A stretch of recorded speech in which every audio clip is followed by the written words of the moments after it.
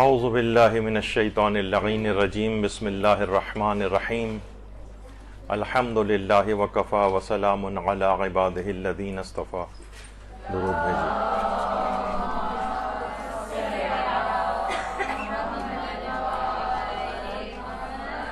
جیسا کہ آپ سب لوگوں کے زیادہ تر کے علم میں ہے کہ یہاں پر مسائل فقہ میں مختلف قسم کے مسائل اس پر یہاں عنوان کے مطابق کلاسز منعقد ہوتی ہیں، اور جو پچھلے عناوین ہو چکے ہیں جو دوبارہ ریپیٹ نہیں ہو سکتے، تو اس میں کوشش کریں کہ آپ انٹرنیٹ پہ جا کر مدرسے کے چینل پہ وہ سارے موضوعات سن سکتی ہیں.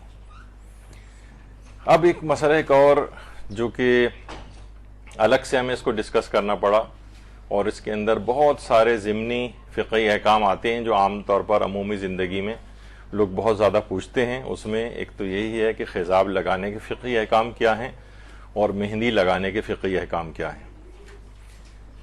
تو ویسے تو دیکھیے، کہا جاتا ہے لطیفے کے طور پر ہی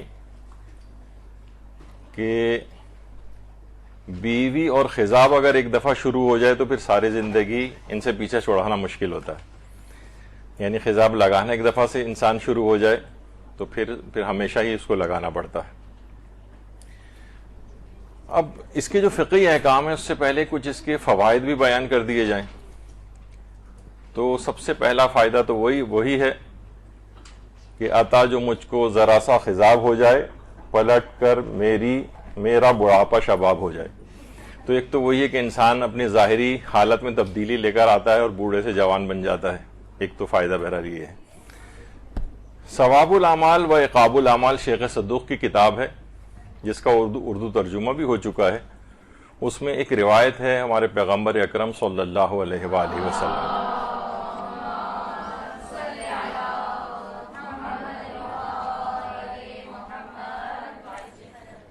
جس میں پیغمبر اسلام نے یہ بات ارشاد فرمائی ہے کہ 1 درہم خضاب کے اوپر خرچ کرنا 100 درہم صدقہ دینے کے برابر ثواب رکھتا ہے. اور اس کے علاوہ بہت سارے جسمانی فوائد بھی ذکر ہوئے ہیں. اچھا، اب دیکھیے جسمانی فوائد کا یہی ہے کہ ہمارے جو ڈاکٹر حضرات ہیں، جو سائنٹسٹ حضرات ہیں، یہ احادیث کے ان فوائد کے اوپر کچھ ریسرچ کریں، غور و فکر کریں. زیادہ تر افراد جو ذرا سا بھی وہ بن جاتے ہیں ذرا پڑھے لکھے دنیاوی اعتبار سے، تو وہ ان چیزوں کو بہت ہی حقارت آمیز طریقے سے ڈیل کرتے ہیں. بعض اوقات حدیثوں کا مذاق بھی اڑاتے ہیں، حالانکہ ریسرچ کرنی چاہیے کہ کیا ہے. تو پیغمبر اسلام نے جو اس کے 14 فوائد بتائے ہیں خضاب لگانے کے، ان میں سے جو اہم ہیں چند ایک میں بتا رہا ہوں. اس میں ایک یہ ہے کہ بینائی طاقتور ہوتی ہے. خضاب لگانے سے بینائی انسان کی طاقتور ہوتی ہے. اس کے علاوہ شک اور وسواس کی بیماری سے اس سے نجات ملتی ہے. اب کیسے ملتی ہے کیا ہے اس پہ الگ تحقیق ہونی چاہیے، لیکن ان چیزوں کے ایسے اثرات ہوتے ہیں. اسی طریقے سے فرشتے اس سے خوش ہوتے ہیں. کوئی جگہ دنیا کے اندر ایسی نہیں ہے کہ جہاں پر فرشتے موجود نہ ہوں. روایات میں ہے کہ ہر چپے چپے اور جگہ جگہ پہ فرشتے موجود ہیں. تو فرشتے جو خضاب لگاتا ہے اس سے فرشتے بہت خوش ہوتے ہیں. اس کے علاوہ منکر و نکیر اس سے حیا کرتے ہیں، اس سے سوال کرنے میں سختی سے پیش نہیں آتے. تو سوال منکر و نکیر کے وقت اس کا فائدہ ہوتا ہے. یعنی دنیاوی فوائد بھی ہیں اور اخروی فوائد بھی ہیں. اسی طریقے سے قبر کی سختی سے اس کو نجات ملتی ہے. یہ بھی روایت میں سب جو خصوصیات ہیں فوائد ہیں یہ ہمارے پیغمبر اکرم صلی اللہ علیہ وآلہ وسلم نے ارشاد فرمایا. صلی اللہ علیہ وسلم.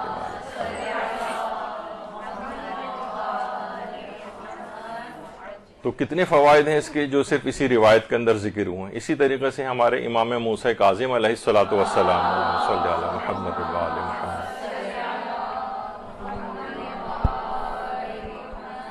انہوں نے بھی اس کے بہت فائدے نقل کیے. خاص طور پر جو جلدی امراض ہیں، 3 جلدی امراض، ان کے لیے امام نے کہا کہ خضاب لگانے سے وہ 3 امراض سے انسان کو نجات ملتی ہے. اس میں ایک تو یہی ہے برس کا مرض، ویٹیلیگو، پھل بیری جسے کہا جاتا ہے، اور اسکن کے اوپر جو وائٹ پیچز آ جاتے ہیں، اس کو نجات ملتی ہے خضاب لگانے سے. دوسرا امام نے فرمایا کہ جذام لیپروسی کا جو مرض ہے اس سے اس کو نجات ملتی ہے. اور تیسرا یہ ہے کہ اگر جسم پر خارش وغیرہ ہو تو اس سے خارش سے بھی وہ محفوظ رہتا ہے. یعنی خضاب لگانے سے 3 فائدے جلدی امراض کے لحاظ سے خاص طور پر اس کو حاصل ہوتے ہیں. یہ ہمارے 7ویں امام کا قول ہے اس سلسلے میں. تو اور بھی بہت سارے فائدے ہوں گے یقیناً. اچھا، اب یہ سوال ایک چیز آتی ہے کہ عورتوں کے لیے خضاب لگانا زیادہ اہم ہے یا مردوں کے لحاظ سے اہم ہے؟ دیکھیے، اب تو بہت ہی جلدی نوجوانوں کی کچھ ایسی چیزیں ہو رہی ہیں کہ بہت جلدی ان کے بھی بال سفید ہو جاتے ہیں. خیر، تاریخ اسلام میں پیغمبر اسلام کے دادا حضرت عبد المطلب علیہ الصلوۃ والسلام، درود بھیجو اللہ صلی اللہ علیہ وسلم،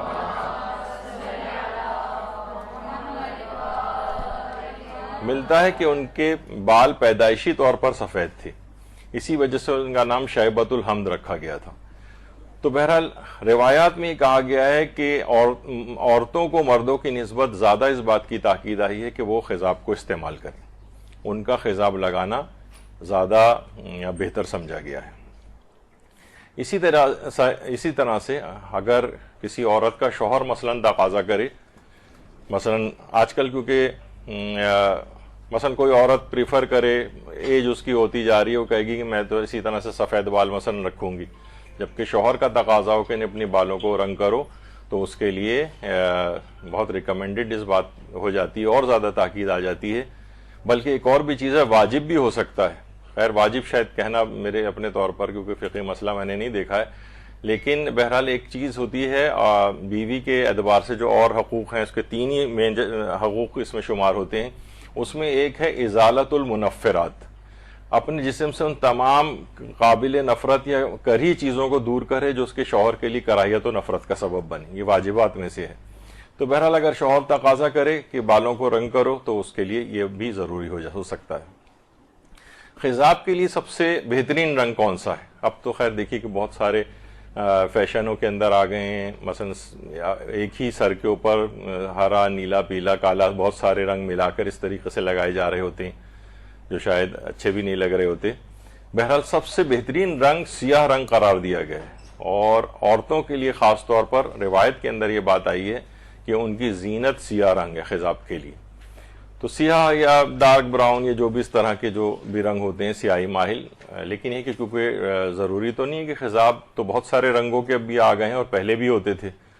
مثلا خود مہندی ہی کا جو رنگ ہے وہ بھی خضاب میں آتا ہے. خضاب کسی چیز سے بھی ہو سکتا ہے، مہندی سے بھی ہو سکتا ہے، جو عام کلر ڈائز ہوتی ہیں اس کے ذریعے بھی ہو سکتا ہے. لیکن سب سے زیادہ روایات میں زینت جسے قرار دیا گیا ہے، خاص طور پر عورتوں کے لیے زینت قرار دیا گیا ہے، وہ ہے سیاہ رنگ. تو سب سے بہترین رنگ یہی ہے، اگرچہ بہت سارے رنگوں کے بھی معاشرے کے اندر اویلیبل ہیں. کیا خضاب کرنا ائمہ علیہم السلام کی سیرت کے اندر ملتا ہے؟ تو جواب ہے کہ جی ہاں، بالکل ملتا ہے. ائمہ کی سیرت کے اندر ہے. ہمارے 5ویں امام محمد باقر علیہ الصلوۃ والسلام، اللہم صلی علی محمد وعلی محمد، ان کی بھی سیرت میں ملتا ہے. اچھا، ہاتھوں کے اوپر بھی جیسے مہندی کا لگانا، اچھا کسی رنگ لگانا کسی طور پر اسی کو خضاب کرنا کہا جاتا ہے. وہ سر پہ بھی ہو سکتا ہے، ہاتھوں کے اوپر بھی ہو سکتا ہے. تو 5ویں امام کی سیرت میں ملتا ہے کہ ان کے ہاتھ کی ہتھیلی کے اوپر مہندی کا ایک نشان بھی ہوا کرتا تھا. کیونکہ ہم خضاب اور مہندی دونوں کے اعتبار سے فقہی مسئلوں کو ملا کر بیان کر رہے ہیں، تو اس لحاظ سے. اور ہاں، ایک اور بھی اس کے اندر یہ ہے کہ اس زمانے میں عام لوگوں کے اعتبار سے بھی یہ چیز تھی. غالباً 6 امامی کا واقعہ ہے کہ ایک مرتبہ ایک شخص، امام کا ایک صحابی مدینے میں رہنے والا، وہ امام کے پاس آیا. تو امام نے دیکھا کہ اس کے ہاتھ پہ مہندی لگی ہوئی ہے، تو مردوں کے لحاظ سے. تو امام نے پوچھا کہ مہندی کیسے تمہارے ہاتھ پہ؟ تو اس نے کہا کہ مولا یہ کچھ ہی عرصے پہلے میری شادی ہوئی ہے اور اس کے لحاظ سے یہ میں نے مہندی ہاتھ میں لگائی تھی. تو یعنی امام نے اس استفسار کے لحاظ سے پوچھا. جب بھی علماء ایک چیز اور بھی بیان فرماتے ہیں، یہاں پر ایک اور نقطہ اس میں سے ہمارے استاد محترم نکالتے تھے، اور وہ فرماتے تھے کہ دیکھیں یعنی مدینہ میں رہنے والا، یعنی کہا جاتا ہے کہ مدینہ اس زمانے میں اتنا چھوٹا ہوتا تھا، بس یہ جتنا پورا یہ انچولی ہے اس میں پورا مدینہ شہر آ جائے، بس اتنا تھا مدینہ. اس وقت جو مسجد نبوی ہے اس میں پورا شہر مدینہ آ گیا ہے، یعنی اس کی جو بھی احاطہ ہے مسجد نبوی کا اطراف میں، بس پورا شہر مدینہ اسی کے اندر ہے. تو اتنا کلوز رہنے والا بھی اس نے، حیرت ہے کہ امام نے اس وقت ہمارے اعتبار سے تو کہا جاتا اور ہم کہتے کہ اتنا معاذ اللہ ایک ایسا شخص ہے کہ اس کی شادی ہوئی اور اس نے امام ہی کو مدعو نہیں کیا کہ امام پوچھ رہے ہیں کہ اچھا یہ تمہاری شادی ہوئی ہے. تو اس کا مطلب یہ سادہ شادیوں کو اتنا بنانا چاہیے کہ بہت کم افراد کے اندر ہی ان فریضوں سے تاکہ سادگی کے ساتھ یہ آسان بن سکیں, ورنہ ہر وقت انسان 1,000 2,000 افراد کی لسٹ تیار کر کے بیٹھا رہے تو وہ یہ سوچ کر ہی کتنی شادیاں ہماری ڈیلے ہوتی رہتی ہیں. تو بہرحال ہاتھوں پر اس انداز سے مہندی لگنا ہے مردوں کے اندر بھی اس طور پر تھا. اور جابر بن عبداللہ انصاری سے روایت ہے کہ پیغمبر اسلام نے ایک دفعہ حضرت امیر المومنین علیہ الصلوۃ والسلام سے فرمایا, اللہم صلی علی محمد وعلی محمد, کہا اے علی میرے بعد تم خلیفہ ہو اور لیکن میرے بعد تم کو قتل کر دیا جائے گا اور تمہاری داڑھی تمہارے خون سے سیراب ہوگی, یعنی تمہاری داڑھی تمہارے خون سے خضاب ہوگی. تو اس کا مطلب ہے کہ داڑھی کے اوپر جو رنگ لگنا ہے, اور اس زمانے میں بھی رائج تھا, روایات میں ملتا ہے کہ جب سے پیغمبر اسلام کی بات حضرت امیر نے سنی تھی تو انہوں نے اس کے بعد سے اپنی داڑھی کو خضاب کرنا بند کر دیا تھا. کہا کہ اب پیغمبر اسلام نے فرمایا ہے کہ میری داڑھی میرے خون سے ہی خضاب ہوگی. تو داڑھی کے اوپر بھی خضاب لگانا یہ اس زمانے میں بھی رائج تھا, اور یہ سب چیزیں اس میں تھیں. جب بھی حضرت امیر المومنین کے لیے کہا جاتا ہے اور امام حسین کے لیے بھی کہا جاتا ہے کہ سلام بر محاسن بخون خضاب شدہ, یعنی سلام اس ہستی کے اوپر کہ جس کی داڑھی اس کے خون سے خضاب ہوئی. یہ حضرت امیر کے لیے بھی کہا جاتا ہے اور امام حسین علیہ السلام کے لیے بھی کہا جاتا ہے. اس کے علاوہ تاریخ کے اندر ہمیں ملتا ہے کہ علماء کے اندر بھی یہ مہندی لگانا, یعنی مردوں کے اعتبار سے بھی بات کر رہا ہوں, عورتوں کے لحاظ سے تو اپنی جگہ پر اس کی خصوصیت ہے ہی.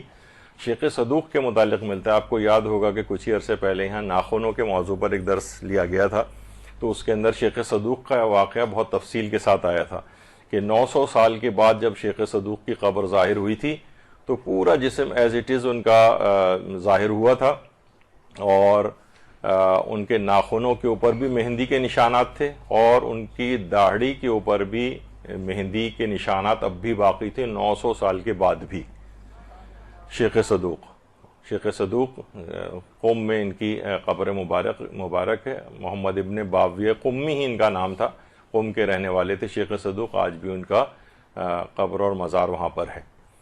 تو اتنے عرصے 900 سال کے بعد بھی, اور اس میں ناخن والے میں ہم نے بتایا تھا کہ ہاتھوں کے سارے ناخن کٹے ہوئے تھے, صرف ایک انگلی کا ناخن چھوڑا ہوا تھا, جو کہ اس حدیث پر عمل کرنے کی وجہ سے کہ کم سے کم جمعرات, شب جمعہ یا جمعے کے دن جو ہے وہ ناخن کاٹنے کا وہ ثواب حاصل کیا جائے, تو ایک ناخن کم سے کم انہوں نے چھوڑ دیا تھا. تو ان کی ناخنوں کے اوپر اور ان کی داڑھی کے اوپر بھی خضاب کے نشانات تھے, مہندی کے نشانات تھے. تو یہ اس زمانے سے رائج تھا. اور سورہ انفال کی جو آیت نمبر 60 ہے, وَأَعِدُّوا لَهُم مَّا اسْتَطَعْتُم مِّن قُوَّةٍ, اور تم سب ان کے مقابلے کے لیے امکانی قوت اور گھوڑوں کی صف بندی کا انتظام کرو.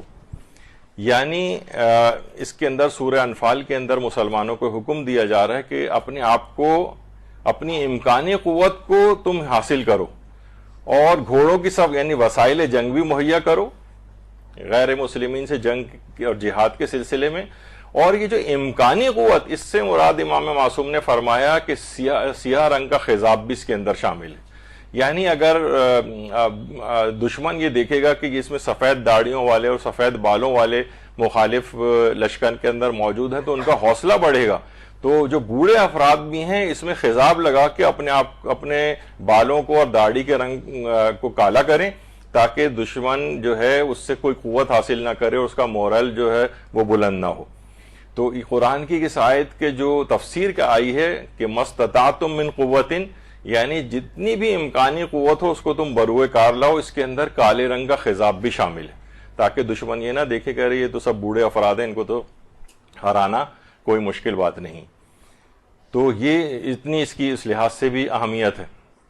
اچھا, بعض روایات میں خضاب لگانے کی مذمت بھی آئی ہے, بہت سے لوگ انٹرنیٹ وغیرہ پہ یہ والی حدیث بھی شیئر کرتے ہیں.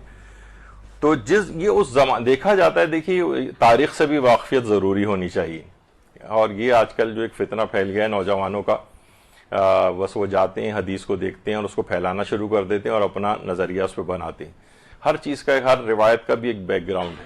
روایت میں معصومین نے یہ چیز بھی ارشاد فرمائی ہے, یعنی بہرحال روایات کے اندر یہ چیز آئی ہے کہ وہ جس زمانے میں جس کی مذمت بیان کی گئی ہے وہ خاص وہ زمانہ تھا جب پیغمبر اکرم صلی اللہ علیہ وآلہ وسلم کی شہادت واقع ہوئی تھی. اللہم صلی علی محمد و علی محمد.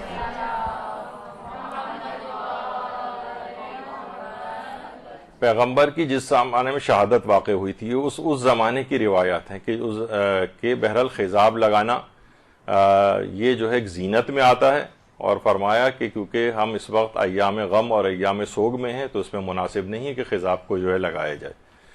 تو ہر چیز کا ایک خاص بیک گراؤنڈ ہوتا ہے، یہ نہیں کہ ہمیشہ کے لیے ایسا ہو گیا تھا، ہمیشہ کے لیے اس کی کوئی مذمت کی روایات آئی ہیں، بلکہ مذمت کی روایات کا ایک خاص جو ہے وہ بیک گراؤنڈ ہے.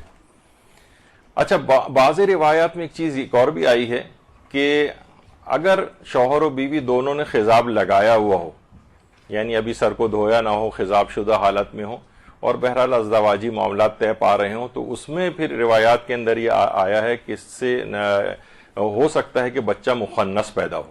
مخنث یعنی ہجڑا یا عورت اور مرد ہونے کا اس کے تعین نہ ہو سکے. بہرحال یہ ان چیزوں کی، یہ دیکھیے بہت ساری ایسی چیزیں ہیں کہ جو جسمانی اعتبار سے نقائص کا سبب بھی بنتی ہیں، اور اس کی ایک الگ تفصیل ہے. اور یہی وجہ ہے کہ آیت اللہ ناصر مکارم شیرازی سے بھی یہ بات سوال میں اس تفتہ میں پوچھی گئی ہے کہ ہم روایات کے اندر یہ پڑھتے ہیں کہ شوہر و بیوی دونوں نے اگر خضاب لگایا ہوا ہو تو امید یہ ہوتی ہے کہ بچہ مخنث پیدا ہو، ایسی روایت کا کیا حکم ہے؟ تو انہوں نے جواب دیا کہ احتمال پایا جاتا ہے کہ بچہ جنسی انحراف کا شکار ہوگا. یعنی ان تمام چیزوں کے بہرحال دیکھیے اثرات ہوتے ہیں چیزوں کے، اور یہ والی اس طرح کی جو روایات ہیں اس میں ہر وقت فقط یہی نہیں دیکھنا چاہیے کہ روایت جو ہے اس میں ضعیف اگر ہے تو پھر ہم کہیں گے نہیں ضعیف ہے تو بالکل بیکار چیز ہے، اس کا مطلب ہے کہ نہیں، اس میں ضعیف ہونے کے معنی کہ راویوں کے لحاظ سے اتنی یہ چیز ثابت نہیں ہوئی ہے، لیکن بہرحال اس کے پایا جانے کا امکان ہے کہ ہو سکتا ہے امام نے ایسا کہا اور ان چیزوں کے یہ اثرات ہوں. تو بہرحال اس لحاظ سے اگر روایات کے اندر کسی چیز کی اس طور پہ ممانعت آتی ہے تو احتیاط کرنے میں کوئی ایسا حرج واقع نہیں ہوتا ہے. اچھا، اب خضاب کسی خاص رنگ سے ہونا چاہیے یا مہندی سے ہونا چاہیے؟ یعنی جو فائدے جو بتائے گئے ہیں اس کے خضاب کے، تو یہ کیا یہ مہندی لگانے سے فائدے حاصل ہوتے ہیں یا یہ کہ کسی بھی رنگ سے حاصل ہوتے ہیں؟ تو اس میں اس سے کوئی فرق نہیں پڑتا ہے. خضاب مہندی سے بھی ہو سکتا ہے، جو برانڈیڈ اور اس طرح کی جو چیزیں اویلیبل مارکیٹ میں ہوتی ہیں اس کے ذریعے بھی خضاب کیا جا سکتا ہے، سب کے ویسے ہی فائدے اس کو حاصل ہوں گے. اچھا، اب ایک مسئلہ اس کے اندر یہ آتا ہے کہ عدہ طلاق میں مہندی یا خضاب لگانا، یعنی ایک عورت ہے اس کو طلاق ہو گئی ہے تو کیا اس میں وہ مہندی یا خضاب لگا سکتی ہے؟ تو جواب ہے کہ جی ہاں لگا سکتی ہے. البتہ ابھی حجاب کے اعتبار سے اس کی تفصیل ہم آگے بیان کریں گے کہ حجاب کے سلسلے میں اس کو احتیاط کرنی پڑے گی. بلکہ اگر وہ طلاق رجی کی حالت میں، ابھی ایک طلاق ہوئی ہے، ابھی شوہر رجوع بھی اس سے کر سکتا ہے، تب اس کے لیے بلکہ یہ بہتر سمجھا گیا ہے یا بہت سے علماء مستحب قرار دیتے ہیں کہ وہ زیب و زینت کرے، خضاب لگائے، مہندی لگائے یا اور بھی زیب و زینت کرے تاکہ شوہر اس کی طرف رجوع کر سکے اور وہ طلاق ختم ہو سکے. لیکن اگر طلاق بائن بھی ہے جس کے بعد رجوع نہیں ہوتا ہے تو اس کے اندر بھی بہرحال ممانعت نہیں ہے، اور وہ اگر نامحرموں وغیرہ کے سامنے اس کو لگا کر نہیں آ رہی ہے تو اس کے اندر کوئی حرج نہیں ہے، اور عدہ طلاق کے اندر بھی جو ہے وہ مہندی اور خضاب کو لگا سکتی ہے. البتہ جہاں مسئلہ آتا ہے وہ آتا ہے عدہ وفات میں مہندی یا خضاب لگانے کا. ابھی تو عدت طلاق کی بات ہوئی تھی، اس میں آپ نے سنا کہ بالکل جائز ہے. عدہ وفات کے اندر یعنی شوہر کا انتقال ہو گیا ہے اور عورت ابھی 4 مہینے 10 دن عدہ گزار رہی، تو اس میں سب سے پہلی بات تو یہ یاد رکھ لیجئے کہ عام طور پر سب سے زیادہ اس کا جو لوگ حکم پوچھتے ہیں وہ یہ پوچھتے ہیں کہ مثلا وہ گھر سے باہر نکل سکتی ہے نہیں نکل سکتی. تو سب سے پہلی بات تو یہ کہ عورت عدہ وفات میں گھر سے باہر جانا اس کا حرام نہیں ہے. البتہ بلا عذر جانے کو پسند نہیں کیا گیا، بس ایسی کوئی وجہ بھی نہیں ہے اور بس وہ باہر نکلی جا رہی ہے. وہ اگر وہ حجاب کے اندر جا رہی ہے تو اس کے اندر بھی ویسے کوئی حرج نہیں، لیکن ناپسندیدہ سمجھا گیا ہے. لیکن عدہ وفات میں گھر سے باہر نکلنے کا کوئی بھی فقہی مسئلہ نہیں. اس میں یہ کہ 4 مہینے 10 دن تک وہ دوسری شادی نہ کرے. عدہ وفات کے معنی یہ ہیں 4 مہینے 10 دن تک دوسری شادی نہ کرے، اور بہرحال یہ کہ بلا عذر رات کے وقت خاص طور پہ نہ نکلے. لیکن وہ حج کے لیے لوگ پوچھتے ہیں کہ وہ اب عدہ وفات میں اور حج کی تاریخیں آ گئیں تو حج پہ جا سکتی ہیں. بالکل حج اگر واجب ہے تو جانا بھی واجب ہے. یا مستحب زیارات کے لیے یا مستحب عمرے کے لیے یا مستحب حج کے لیے اس کے اندر بھی عدہ وفات میں جا سکتی. وہ تو خیر پھر بھی ایک نیک کام ہے, اور بازار وغیرہ بھی جا سکتی. بس یہ ہے کہ رات کے وقت بلا عذر نہ جائے, عذر ہو تو رات اور دن دونوں کے وقت جا سکتی. اس کے لیے دوسرا جو ایک چیز حرام ہے, صرف ایک تو یعنی حرام کیا چیز تھی, 4 مہینے 10 دن تک وہ دوسری شادی نہ کرے, اور دوسری ایک ہے کہ عدہ وفات میں وہ 4 مہینے 10 دن تک کوئی بھی زینت نہ کرے. یہ شوہر کا ایک حق سمجھا گیا ہے. عدہ وفات میں وہ ہر قسم کی زینت سے اجتناب کرے, اس کے اندر خضاب لگانا بھی شامل ہے. اچھا, عام طور پر جیسے کہ خواتین ہیں کچھ عمر رسیدگی کی حالت میں وہ بیوہ ہوئی ہیں اور وہ اس طرح سے خضاب وغیرہ کرتی ہیں, تو 4 مہینے 10 دن تو کافی لمبا بڑا پیریڈ ہو جاتا ہے. 1-2 مہینے بعد ہی خضاب کی عام طور پہ ضرورت پیش آتی ہے, تو وہ ان کو پھر ذرا برا لگتا ہے. بہت زیادہ سوالات آتے ہیں کہ اور کوئی ہم نامحرم کے سامنے بھی نہیں جا رہے, ہم گھر میں ہی رہیں گے, ہم سر کو بھی چھپا کر رہیں گے, لیکن یہ کہ ہمیں خضاب کرنے کی اجازت. تو جواب ہے کہ جی نہیں, خضاب لگانا اس کے لیے حرام ہے, مہندی لگانا اس کے لیے حرام ہے, زیب و زینت کرنا اس کے لیے حرام ہے. حتیٰ کہ بھڑکیلے رنگ کے رنگدار جو کپڑے ہوتے ہیں, سرخ رنگ وغیرہ کے, جو کہ معاشرے میں ذرا اس طرح کے بھڑکیلے رنگ شمار کیے جاتے ہیں, ایسے لباس بھی پہننا اس کے لیے حرام ہے. تو یہ تمام چیزیں عدہ وفات میں اس کے لیے حرام ہو جاتی ہیں. خضاب لگانا بھی حرام ہو جاتا ہے, مہندی لگانا بھی حرام ہو جاتا ہے, زیب و زینت کی تمام چیزیں بھی حرام ہو جاتی ہیں. ہر وہ چیز جسے عرف زینت شمار کرے, چاہے یہ کہے کہ میں جو ہے ویسے ہی گھر میں ہی رہوں گی, نامحرم کے سامنے بھی نہیں جاؤں گی, سر بھی چھپا کر رہوں گی, لیکن بذات خود خضاب لگانا یا مہندی لگانا یہ زینت کے اندر آتا ہے. تو اس لحاظ سے شوہر کا ایک حق یہ ہے کہ یہ 2 واجبات خاص طور پر کہ دوسری شادی نہ کرے 4 مہینے 10 دن تک, اور دوسرا ہے کہ زینت نہ کرے. تو یہ عدہ وفات کا جو ہے ایک مسئلہ ہوا. اسی طریقے سے ایک چیز اور بھی ہے, حالت نجاست میں عورت کا مہندی یا خضاب لگانا. تو اس کے اندر یہ ہے کہ جیسے کہ یعنی خضاب مہندی سے بھی لگایا جا سکتا ہے. تو مشہور طور پر یہ ہے کہ یہ عمل مکروہ ہے, یعنی زیادہ تر علماء نے یہ والا فتویٰ دیا ہے کہ حالت نجاست میں, حالت حیض میں عورت کے لیے مہندی سے خضاب کرنا یا کسی بھی رنگ سے خضاب کرنا یہ مکروہ ہے. لیکن آیت اللہ سیستانی نے بھی اس کو اپنے ایک فتوے میں کہا ہے کہ یجوز علی کراہ, یعنی جائز ہے البتہ کراہیت کے ساتھ. لیکن اور بھی سوالات ان سے پوچھے گئے تو اس میں آیت اللہ سیستانی نے فرمایا جائز ہے, اگرچہ بعض فقہا نے اس کو مکروہ قرار دیا ہے. تو یہاں پر جب ہماری اصطلاحات توضیح المسائل کی کلاسز ہوئی تھیں تو اس میں ہم نے اس کو بھی تفصیل سے بیان کیا تھا کہ اگر مجتہد اب یہ کہے کہ بعض فقہا نے مکروہ قرار دیا ہے یا فقہا نے مکروہ قرار دیا ہے, قول مشہور یہ ہے, اس کے معنی ہے کہ خود اب مجتہد کا اپنا نظریہ یہ نہیں ہے. یعنی آیت اللہ سیستانی اگر زیادہ دقیق اس بات میں جائیں تو آیت اللہ سیستانی کے نزدیک حالت نجاست میں عورت کا خضاب لگانا یا مہندی لگانا, مہندی سے خضاب کرنا, یہ جو ہے مکروہ نہیں ہے ان کے فتوے میں. کیونکہ آغا سیستانی کا اصل میں ایک الگ سے ایک نظریہ بھی ہے. وہ کہتے ہیں کہ واجب و حرام کے لیے تو روایت کا بہت زیادہ معتبر ہونا ضروری ہے, یعنی روایت بالکل صحیح ہونی چاہیے, معتبر ہونی چاہیے, راوی وغیرہ سب اس کے صحیح ہونے چاہیے. آغا سیستانی فرماتے ہیں کہ مستحب اور مکروہ کے لیے بھی یہی کرائیٹیریا ہے. البتہ قاعدہ تسامح کو اگرچہ وہ نہیں مانتے ہیں, قاعدہ ہے کہ جس میں کہ اگر مستحبات و مکروہات کی دلیلیں اتنی قوی نہ بھی ہوں تب بھی اس سے صرف نظر کیا جاتا ہے. اگرچہ اس قاعدے کو نہیں مانتے لیکن اس قاعدے کو خود استعمال بھی انہوں نے کیا ہے, اور فرماتے ہیں جائز ہے اگرچہ بعض فقہا نے مکروہ قرار دیا. اس کا مطلب ہے کہ ان کا نظریہ یہ نہیں ہے. فقہا کی بات قول مشہور کو ذکر کر رہے ہیں, لیکن بہت سی جگہوں پہ انہوں نے کہا بھی ہے کہ کراہیت کے ساتھ جائز ہے. تو بہرحال اگر چاہیں تو اس کے اندر خواتین اس حالت نجاست میں اوائڈ کر لیں اس کو, ایک ناپسندیدہ چیز شمار کی گئی ہے. واجب و حرام کا تو خیر کوئی مسئلہ نہیں ہے.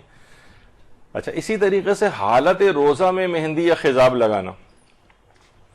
حالت روزہ میں بھی مہندی یا خضاب لگانا آغا سیستانی کے نزدیک یعنی بالکل اگر اس طور پر ہم جائیں جو ان کے قواعد ہیں جس کے مطابق وہ فتویٰ دیتے ہیں تو ان کے نزدیک ثابت نہیں. تو حالت روزہ میں بھی عورت مہندی لگا سکتی ہے, اور خود آپ مکروہات روزہ بھی اگر جا کر دیکھیں تو اس کے اندر بھی یعنی خود ان کا اپنا نظریہ یہ نہیں ہے, بلکہ ممکن ہے قول مشہور کے طور پر ذکر کیا ہو یا فقہا کے کہنے کے مطابق ذکر کیا ہو. البتہ حالت نجاست میں آیت اللہ خامنہئی جو ہے وہ عورت کے لیے مکروہ قرار دیتے ہیں. اسی طریقے سے حالت جنابت میں بھی جو ہے وہ بعض فقہا مکروہ قرار دیتے ہیں لگانا.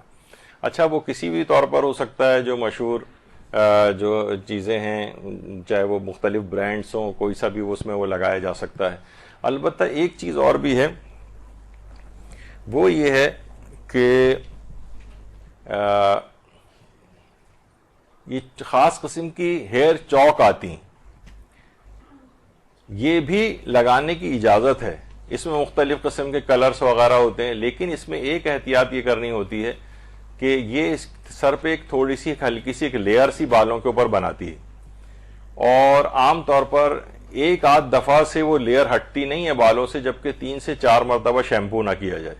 یعنی اس کا مطلب یہ کہ اگر ایک دفعہ بھی کسی نے ہیئر چوک وغیرہ استعمال کی اور ایک دفعہ فقط شیمپو کر کے دھویا ہے, تو اس کا مطلب یہ, اور غسل وغیرہ اس کے بعد کرنے کی اس کو ضرورت پیش آ رہی ہے, کوئی بھی واجب غسل وغیرہ, تو وہ جب تک کہ کئی دفعہ شیمپو نہ کیا جائے وہ بالوں پر سے وہ لیئر ہٹتی نہیں, اور یا کھال کے اوپر بھی لگ جاتی ہے. تو بہرحال یا مثلا اگر سر کا مسا, اگر کوئی شخص اس کو لگانے کے بعد سر کا مسا کر رہا ہے تو سر کے مسا کے اوپر بھی یہ سمجھے ایک لیئر آ جائے گی, اور بالوں تک یا کھال کی جو سر کے جو بالوں کی جڑ ہے وہاں تک اس کا ہاتھ نہیں پہنچے گا, اور ایک لیئر سی اس کے اوپر آ جائے گی. تو اس طرح کی جو ہیئر چوکس آتی ہیں ان کے استعمال کے اندر اس کا خیال رکھا جائے کہ اچھی طرح سے شیمپو کر کے 3 سے 4 مرتبہ وہ ہٹایا جائے, تاکہ سر کے بالوں کے مسا صحیح ہو سکے. اور یہ ہے کہ اگر وہ جڑ وغیرہ کے اوپر بھی بالوں کی لگا ہوا ہے تو کم سے کم پھر غسل وغیرہ کے اندر کوئی مسئلہ نہ ہو. اسی طریقے سے کچھ جیلز بھی آتے ہیں, کیونکہ دیکھیے اب ہم یہ تمام چیزیں جو اس طرح سے سر پہ لگائی جاتی ہیں اور وہ رکاوٹ کسی طور پر بن رہی ہوتی ہیں, تو وہاں یہ اور زیادہ تھک ہوتی ہے, تو اس کے اندر بھی اس بات کی ضرورت ہوتی ہے کہ اس کو اچھی طریقے سے ہٹایا جائے تاکہ وضو اور غسل میں, مسا میں یا غسل کا پانی پہنچنے میں کوئی رکاوٹ نہ ہو. نوجوانوں کے اندر یہ خاص طور پہ کافی مقبول ہے, یہ ہیئر جیلز وغیرہ وہ یہ لگاتے ہیں, اور اس کے اندر بھی یہ دیکھا جائے کہ ظاہر ہے اس کو لگانے کے بعد اگر مسا کریں گے تو ایک خاص لیئر اس کے اوپر آ جائے گی جو کہ سر کے بالوں تک مسا کا پانی پہنچنے میں رکاوٹ بنے گی, یا سر کی جو بالوں کی جڑ ہے یا جلد ہے اس تک پانی نہیں پہنچے گا, تو مسا بھی ٹھیک نہیں ہوگا. تو کم سے کم 1 انگلی کی مقدار کے برابر, چاہے پورے سر کے اندر اس طرح سے لگا ہوا ہو, لیکن 1 انگلی کی مقدار کے برابر لمبائی چوڑائی میں جس پر مسا کرنا جتنا ریکمینڈڈ ہے. یہ ظاہر ہے پورے سر کا مسا کرنا تو واجب نہیں ہے, 1 انگلی سے بھی سر کا مسا ہو جاتا ہے, تو 1 انگلی کی مقدار کے برابر اچھی طرح سے صاف کر لیا جائے اور پھر اس کے اوپر مسا کیا جائے.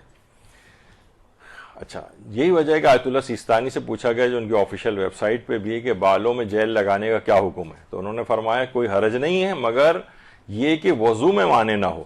مانے ہونے کی صورت میں مسا کے لیے برطرف کرنا ضروری ہے, یعنی اگر رکاوٹ بن رہی ہے تو یہ برطرف کرنا پڑے گا اور ہٹانا پڑے گا اس کو.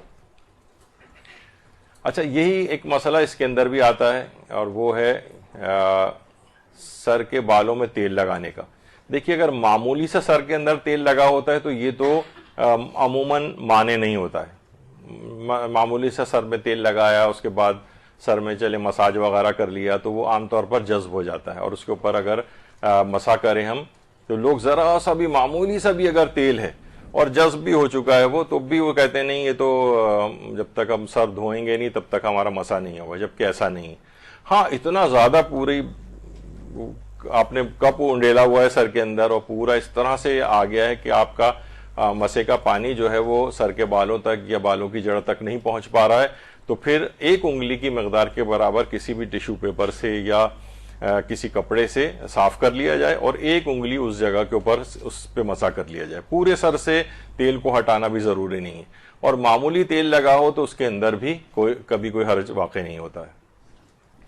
اچھا, اسی طریقے سے کہ چہرے پر جو موجود چکنائی وغیرہ آ جاتی ہے, یہ بیچ میں کچھ ضمنی بھی چیزیں آ رہی ہیں، پھر الگ سے کہاں یہ چیزیں بیان ہوں گی، تو اس میں بھی آیت اللہ سیستانی فرماتے ہیں کہ چہرے پر موجود طبعی چکنائی، جو نیچرل ایک آئل نکل رہا ہے آپ کے چہرے سے، یہ وضو میں رکاوٹ شمار نہیں ہوتی ہے۔ البتہ اگر وہ چکنائی بالفرض وضو کا پانی کھال تک پہنچنے میں رکاوٹ ہو تو پھر لازم ہے کہ پہلے اسے دور کیا جائے۔ یعنی اگر اتنی زیادہ چکنائی ہے، کوئی اب نارمل جو اس کے جو گلینڈز ہوتے ہیں جس سے یہ آئل سیکریٹ ہوتا ہے، کوئی ایسی بیماری ہے، کچھ ہے جو ایک لیئر پوری بنا رہا ہے، یعنی اب چہرے پر پانی پہنچ ہی نہیں رہا بلکہ وہ چکنائی پہ سے ہوتا ہوا گزر رہا ہے اور پانی کھال تک نہیں پہنچ پا رہا ہے، پھر تو کہہ رہے ہیں کہ اب آپ پہلے چہرے سے چکنائی کو صاف کریں۔ لیکن عام طور پر فطری طور پر نارملی جو چہرے سے چکنائی وغیرہ یا آئلی اسکن بھی کسی کی ہوتی ہے اور چکنائی نکلتی ہے تو یہ وضو کے اندر کوئی رکاوٹ شمار نہیں ہوتی اور وضو سے پہلے اس کو ہٹانا کوئی ضروری نہیں ہوتا ہے۔ تو چہرے پر موجود جو طبعی چکنائی ہے، نیچرل جو آئلی اسکن ہے کسی کی، تو پھر اس سے کوئی فرق نہیں پڑتا ہے۔ اچھا، اب عورتیں اگر ہاتھوں میں ان کے مہندی لگی ہوئی ہو، عام طور پر عید وغیرہ میں یا دلہن عام طور پر جو مہندی وغیرہ لگاتی ہے تو اس کے ساتھ یہ مسئلہ پیش آتا ہے۔ دیکھیے، عورتوں کے ہاتھ میں اگر مہندی لگی ہو تو حجاب کا کیا حکم ہے؟ حجاب سے مراد یعنی ہاتھوں میں اس کے مہندی لگی ہوئی ہے، پاؤں کی بھی بات آئے گی۔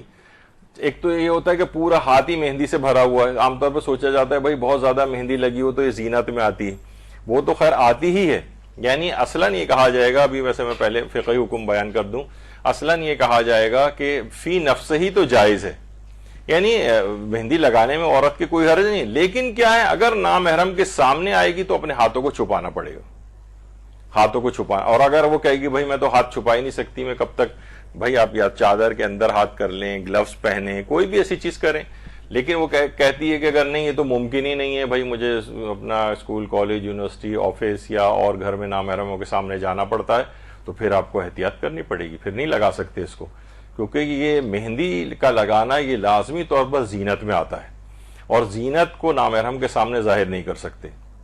صرف ایک آدھ زینتوں کے لحاظ سے انگوٹھی پہننے میں آقا سیستانی نے یا بریسلٹ وغیرہ پہننے کی جو اجازت دی ہے، لیکن مہندی لگانے کی، مہندی لگا کر نامحرم کے سامنے آنے کی اجازت نہیں۔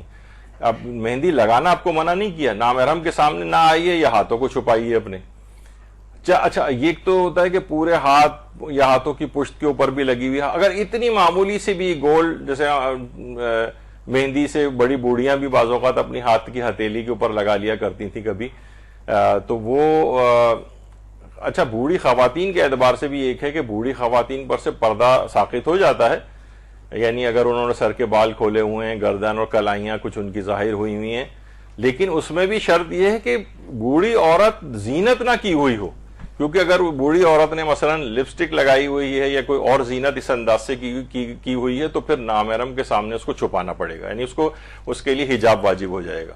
تو اگر اس نے ہاتھ کے اوپر اس طرح سے مہندی لگائی ہوئی ہے، مہندی کیونکہ زینت میں آتی ہے تو ہاتھوں کو چھپانا پڑے گا، چاہے وہ بوڑھی عورت کیوں نہ ہو۔ جوان کے لیے تو اور زیادہ تاکید ہوگی، آرام ہو جائے گا اس کے لیے نامحرم کے سامنے آنا، چاہے اتنی معمولی مقدار میں بھی کیوں نہ لگائی ہوئی ہو۔ اور خالی یہی نہیں، مثلا بہت ہی لوگ اب تو مختلف اسٹائل آ گئے ہیں جناب، کسی نے کوئی چیز چھوٹی سی پورے ہاتھ پہ بھی نہیں لگائی ہوئی، ایک تتلی یا کوئی بھی اس طرح کوئی نشان، ہارٹ وغیرہ ٹائپ کی چیز بنائی ہوئی ہے، تو یہ بھی زینت میں آتی ہے اور یہ بھی نامحرم کے سامنے لگا کر آنے کی اجازت نہیں۔ ہاتھوں کو چھپاؤ، چادر کے اندر رکھو، نامحرم کے سامنے نہ آؤ، یا کسی بھی دستانے وغیرہ پہن کے چھپائیے، یہ آپ کے لیے ضروری ہو جائے گا۔ پاؤں کے تلووں کے اوپر بھی مہندی لگانے کا ایک مسئلہ ہے، پاؤں کے تلوے پہ بھی مہندی لگائی جا سکتی ہے، لیکن آپ کو تو ظاہر پتہ ہی ہے کہ پاؤں کو نامحرم کے سامنے چھپانا واجب بھی ہو جاتا ہے، تو وہ تو اگر پاؤں پہ مہندی نہیں بھی لگی ہوئی ہے تب بھی پاؤں کا چھپانا واجب ہے، تو مہندی لگی ہوئی مزید زینت بھی اس کے اوپر ہوئی ہوئی ہے۔ تو دیکھیے، عام طور پر اگر نامحرم مرد سامنے موجود نہ ہو تو عورت کے لیے نماز میں پاؤں کا حجاب جو ہے وہ واجب نہیں ہے، لیکن یہ کہ سجدے میں جاتے وقت پاؤں اس کا نظر آ سکتا ہے، پاؤں کے تلووں پر اگر مہندی لگی ہوئی ہے تو ایک بہرحال ایک حرمت اور زیادہ طاقتور ہو جائے گی کہ آپ نے تو زینت بھی کی ہوئی ہے، یعنی نارملی بھی ویسے تو نماز میں اجازت تھی پاؤں کو ظاہر کرنے کی، لیکن نامحرم سامنے موجود ہو تو پھر موزے پہننا یا چادر کے اندر پاؤں کرنا واجب ہو جائے گا، اور مہندی بھی لگا کے نامحرم کے سامنے یعنی ظاہر نہیں ہونی چاہیے۔ اچھا، کیا مہندی یا خضاب زینت میں شمار ہوتا ہے؟ تو جی ہاں، 100% شمار ہوتا ہے. تمام علماء اور مراجع نے اس بات کو کہا ہے، اور آقا سیستانی سے باقاعدہ سوال بھی پوچھا گیا کہ ہنا، تو ہنا اس کو کہا جاتا ہے جسے ہمارے یہاں ہینا کہا جاتا ہے، ہنا یا خضاب کیا یہ انواع زینت میں سے ہے، یعنی زینت کی چیزوں کے اندر سے آتا ہے؟ تو انہوں نے کہا جی ہاں، یہ زینت کی چیزوں میں سے آتا ہے، اور نامحرم کے سامنے عورت کا اس کا اظہار کرنا حرام ہے. حرام ہے اس کے لیے کہ وہ ان زینتوں کا نامحرم کے سامنے اظہار کرے. اچھا، اب ایک مسئلہ ایک اور پیش آتا ہے کہ کسی نے جو ہے وہ مہندی لگائی ہوئی ہے اور حج یا عمرے پر جانے سے پہلے، کیونکہ یہ تو زینت میں آتی ہے اور حج کا احرام پہننے کے بعد تو مہندی نہیں لگائی جا سکتی، ظاہر ہے. اچھا، عام عورتوں کا تو وہی عام جو لباس ہے وہی ان کا لباس احرام ہوتا ہے، مردوں کی طرح سے ان کو جو ہے وہ 2 چادریں وغیرہ کا تو نہیں احرام نہیں ہوتا ہے ان کا. اگرچہ بعض فقہا کا ایک شاذ ایک فتویٰ ہے کہ عورت اپنے عام لباس کے اوپر ہی 2 سفید چادریں بھی پہنے، لیکن ابھی موجودہ زندہ مراجع میں سے تو کسی کا بھی نہیں ہے. تو حج یا عمرے کا احرام پہننے سے پہلے اگر اس نے مہندی لگائی ہوئی ہے اور اس کا اثر حج و عمرہ کے احرام کے بعد بھی باقی رہے گا، ظاہر ہے اس نے مثلا ہفتے 15 دن پہلے یا 1 مہینہ پہلے مہندی لگائی تھی، اس کا نشان ہاتھ کے اوپر ابھی بھی باقی ہے، تو پھر کیا ہے کہ حج و عمرے کے احرام پر تو اس سے فرق نہیں پڑے گا. وجہ اس کی ہے کہ اس نے یہ احرام پہننے سے پہلے لگائی تھی، اس کا اثر ابھی تک باقی ہے، لیکن اس کے لیے پھر یہ ضروری ہو جائے گا کہ وہ اپنے ہاتھوں کو نامحرموں سے چھپائے، چادر کے اندر رکھے، نامحرم کے سامنے وہاں پر ظاہر نہ ہونے دے کسی کو. تو بہرحال یہ حجاب کے اعتبار سے اس کے اندر ایک مسئلہ ہوگا، حج و عمرہ کے اعتبار سے مسئلہ نہیں ہوگا کہ زینت نہیں کر سکتی.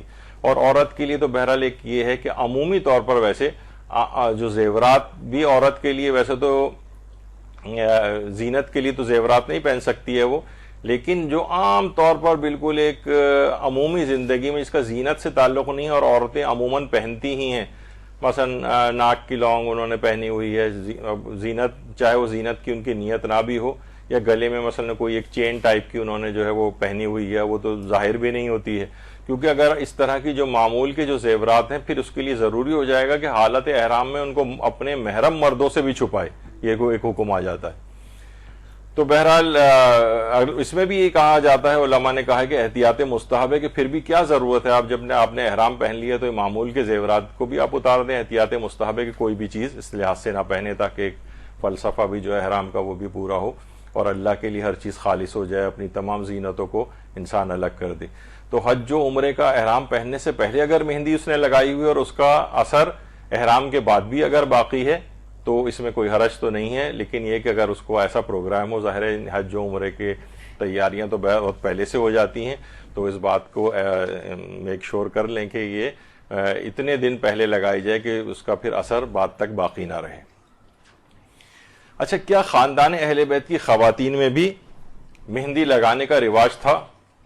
تو جی ہاں، خاندان اہل بیت کی خواتین بھی مہندی لگایا کرتی تھیں، اور باقاعدہ ایک روایت ہے جو کہ آقا خوئی نے بھی اس روایت کو معتبر قرار دیا ہے، جو ہمارے چھٹے امام جعفر صادق علیہ الصلوۃ والسلام سے روایت ہے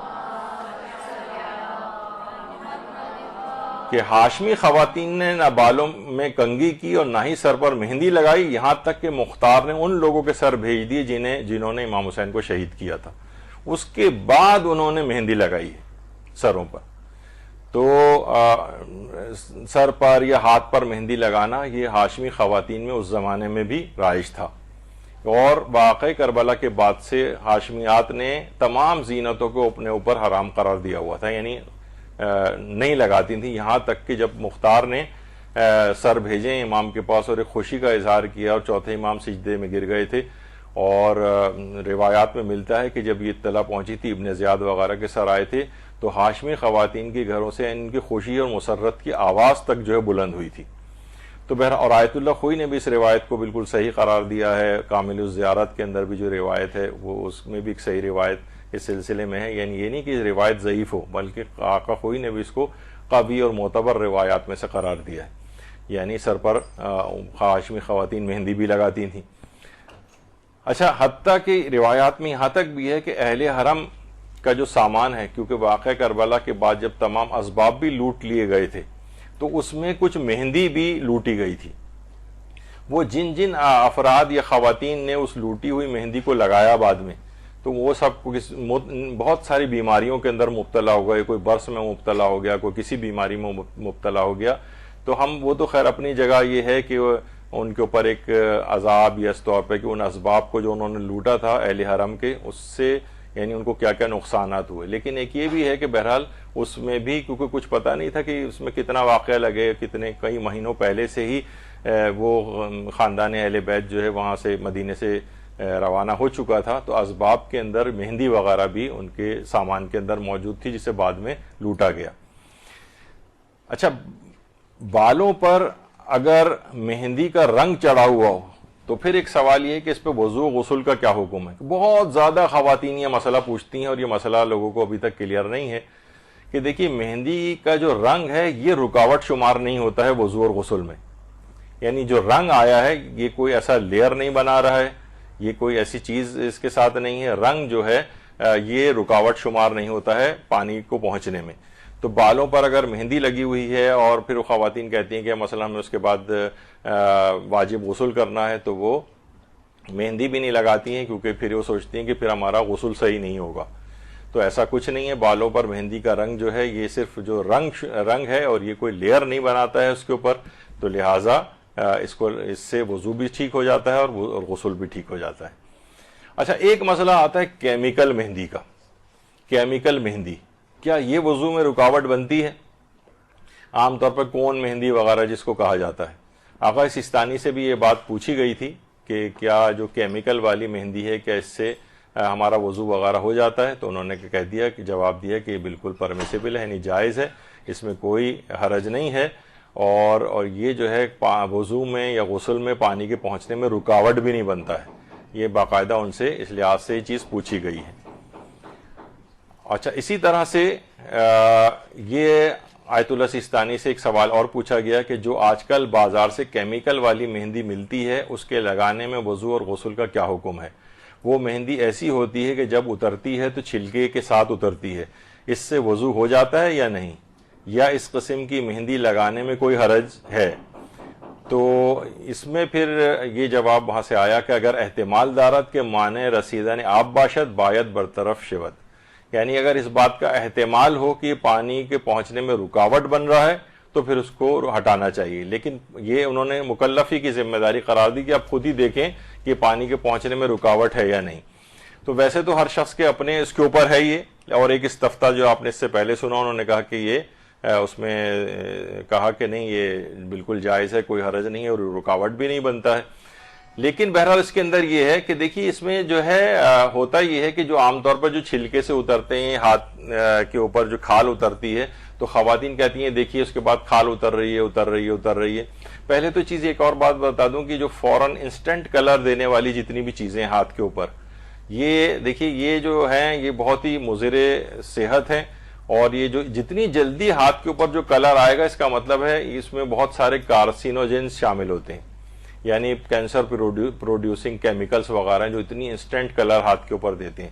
تو اتنی بہت زیادہ جلدی والا کرنے کی ضرورت نہیں ہے. آپ سیف تلاش کریں کہ ہاتھوں کے اوپر جو اتنی جلدی اثر ڈالنے والی چیزیں یہ آپ کی صحت کے لیے بھی نقصان دہ ہو سکتی ہیں. اچھا، بہرحال اس میں یہ ہوتا ہے کہ بہرحال وہ جو انسٹنٹ کلر دے بھی رہی ہیں تو وہ یہ ہوتا ہے کہ ہاتھوں کی جو محققین ہیں اس میں جنہوں نے کافی ریسرچ کی ہے، وہ کہتے ہیں کہ اصلاً یہ مہندی کی لیئر نہیں ہے.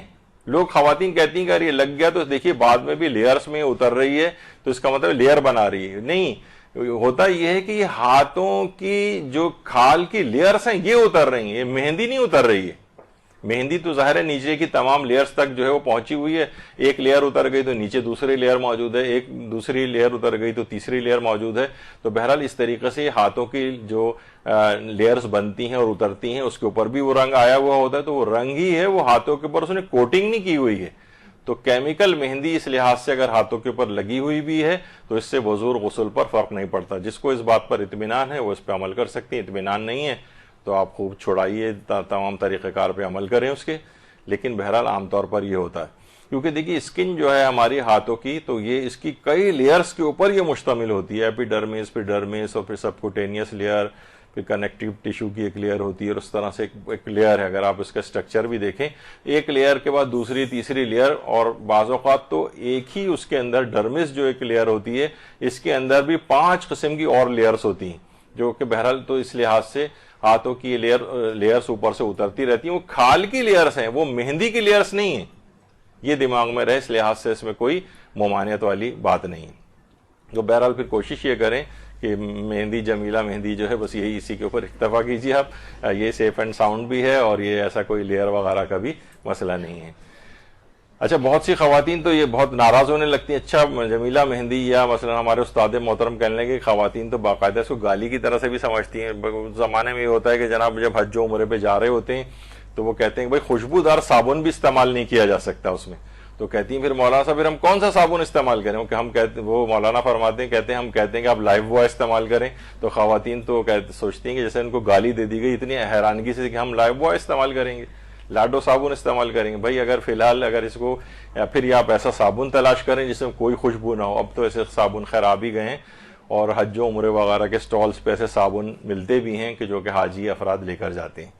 تو بہرحال جو عام مہندیاں ہیں جو گھروں وھروں میں پہلے لگائی جاتی تھیں اس پہ بھی اکتفا کیا جا سکتا ہے. اچھا, ایک بات اور اس کے اندر آ گئی, اگر چاہیے بس ایسی ضمناً جلدی سے میں اس کو کر دوں کیونکہ مہندی کا تذکرہ آیا. تو ایک مہندی کی رسم ازا بھی یہاں پر ہوتی ہے حضرت قاسم کی مہندی کے نام سے. اس میں ظاہر ہے کہ ہم یہ نہیں کہہ رہے کہ یہ اس بات اور نفی کے اندر دونوں چیزیں اس میں نہیں ہے کہ کوئی ایک ویسا نظریہ بیان کیا جائے, لیکن مراجع اس میں کوئی ممانعت کی بات نہیں سمجھتے. حضرت قاسم کا عقد ظاہر ہے کہ جیسے ہم نے پہلے کہا تھا کہ بالکل صحیح معتبر بنیادوں پر ثابت نہیں ہے اگرچہ, لیکن پھر بھی یہ ایک اظہار عاطفت اور ایک ہمدردی اور مواسات کا جو ایک جذبہ ہوتا ہے اس کے تحت علماء نے کہا ہے کہ اس کی اجازت ہے. اور بہرحال ہر ماہ کے اعتبار سے ایک جوان کہ یہ بڑا ہوتا اور پھر اس کی ایک نسل چلتی اور شادیوں کا بھی ایک ارمان ہوتا ہے. تو تمام قسم کے جو عاطفت اور مہربانی کے جو جذبات ہیں ان سب کا بھی وہاں پر خون کیا گیا ہے واقع کربلا میں. تو ہم ایک ایک جذبے کی بھی یاد مناتے ہیں اس لحاظ سے. تو یہ رسم ازا اس لحاظ سے خود اب دیکھیے لوگ کہتے ہیں کہ شاید یہ تو یہ صرف انڈیا پاکستان کی رسم نہیں, عربوں اور ایرانیوں کے اندر تو یہاں سے کہیں بہت زیادہ یہ رسومات وہاں پر رائج ہیں, اور علماء اور مجتہدین نے باقاعدہ وہاں پر ایک شبی خوانی بھی ہوتی ہے اور شبی بھی بنائی جاتی ہیں. حضرت قاسم تک کی شبی بنائی جاتی ہے, کوئی بھی اس عمر کا بچہ جو ہے وہ ہوتا ہے. اس کے علاوہ ان کا حجلہ بھی جو ایک بنایا جاتا ہے اور لوگ اس پہ گریہ وزاری کرتے ہیں. تو مہندی کے حوالے سے صرف ایک ایسی بیچ میں نے, حالانکہ اس موضوع پہ ایک پورا ایک درس یہاں پر ہو چکا ہے تفصیل کے ساتھ. تو اس کے اندر بہرحال یہ ہے کہ اس کے رسم ازا کے طور پر آغا سیستانی نے بھی اس سے بھی پوچھا گیا کہ یہاں پر سب کانٹیننٹ میں حضرت قاسم کی مہندی وغیرہ جو ہے وہ نکالی جاتی ہے. تو وہاں سے یہ جواب آیا کہ دیر از نو آبجیکشن ان اٹ, کوئی حرج نہیں ہے, اس کو کیا جا سکتا ہے. اسی طریقے سے آیت اللہ محسن الحکیم نے ایک فتویٰ دیا تھا جس میں انہوں نے بھی کہا اس میں کوئی حرج نہیں ہے, حضرت قاسم کی مہندی نکالی جا سکتی ہے. آیت اللہ سعید الحکیم سے بھی سوال پوچھا گیا تو انہوں نے یہ جواب دیا کہ یہ مسئلہ رمزیہ ہے, یعنی ایک سمبولک ہے, ایک علامتی طور پر ہے. یہ علامت آپ کو پتہ ہے کہ سمبولک ایک چیز ہوتی ہے. تو اس میں عنوان مواسات یا مواسات یا اظہار مظلومیت اہل بیت کے عنوان سے اگر حضرت قاسم کی مہندی نکالی جا رہی تو انہوں نے بھی فرمایا کہ اس میں کوئی حرج نہیں ہے. آیت اللہ صادق روحانی نے بھی اسی طریقے سے, بلکہ ان سے تو حجلہ حضرت قاسم جو بہرحال آپ نے دیکھا ہوگا کہ وہاں جو خیمہ گاہ میں وہاں پہ حضرت قاسم کا ایک الگ ہی ایک حجلہ بھی ہے, وہاں ابھی بھی ان کا ایک کمرہ جو ہے ایک لحاظ سے وہاں پر شمار ہوتا ہے. تو اس میں انہوں نے کہا کہ اس میں بھی کوئی حرج نہیں ہے. اور آیت اللہ شاہرودی جو تھے انہوں نے تو فرمایا تھا کہ ذکر مراسم عقد حضرت قاسم علیہ السلام در مجالس با نیت رجا اشکال نہ دارت بلکہ مستحسن است. کہا کہ نہ صرف یہ کہ اس میں کوئی حرج نہیں ہے مراسم عقد حضرت قاسم جو عام طور پر رسومات وغیرہ ہیں, اور یہ کہ رجائے مطلوبیت کی نیت سے کرنے میں کوئی حرج نہیں ہے, بلکہ مستحسن ہے, بہتر ہے کہ ان کو انجام دیا جائے. البتہ بہرحال اچھا, اسی طریقے سے آیت اللہ شبیری زنجانی سے بھی سوال پوچھا گیا, انہوں نے کہا اس میں کوئی حرج نہیں ہے. البتہ یہ اس قسم کے ایسا نہیں ہے کہ اس میں اس بات کی یقین دہانی ہونی چاہیے کہ یہ ان امور کو شریعت میں سے نہ سمجھا جائے. یعنی بہرحال یہ رسومات جو ہیں کوئی شریعت کا حصہ نہیں ہے, کوئی دین کا حصہ نہیں ہے, ان کا دین کا جزو نہیں بنانا چاہیے, لیکن کوئی رسم کے طور پر کر رہا ہے تو اس میں کوئی حرج نہیں ہے. اسی طریقے سے آیت اللہ بشیر نجفی سے بھی یہ سوال پوچھا گیا، تو انہوں نے کہا کہ اگر جہاں پر یہ مہندی وغیرہ نکالی جاتی ہے وہاں کے عقل مند حضرات اس سے قبیح اور برا نہ کرنا سمجھیں، نہ اس میں شریعت کے منافی کوئی اور مخالف کوئی بات ہو تو اس کو منع کرنے کا کوئی جواز نہیں، یہ انہوں نے بیان فرمایا۔ آیت اللہ شیخ محمد سند نے بھی اس میں کہا کہ یہ اظہار مظلومیت کے طور پر اس مہندی کا نکالنا جو ہے وہ جائز ہے۔ اور رہبر معظم آیت اللہ خامنئی سے بھی جب بھی پوچھا گیا کہ یہاں پر ایک رسم ہے کہ ہم 7 محرم الحرام کو حضرت قاسم کی یاد میں مہندی اور شمع نکالتے ہیں اور انہیں جلوس کے آگے لے کر رکھتے ہیں، کیا یہ رسم جائز ہے؟ تو جواب دیا بذات خود اس میں کوئی اشکال نہیں، فی نفس ہی کوئی اشکال نہیں ہے، البتہ ایسی چیز کو دین کا حصہ نہ بنایا جائے، یعنی ایسا نہ ہو کہ ہم اس کو بالکل ایک دینی رسم، ایک مستحب چیز یا اس طرح سے کوئی فقہی حکم کے عنوان سے بیان کریں تو اس میں کوئی حرج نہیں ہے۔ تو بہرحال یہ یہاں پر مہندی خضاب سے ریلیٹڈ فقہی احکام جو ہیں یہ ہمارے مکمل ہوئے۔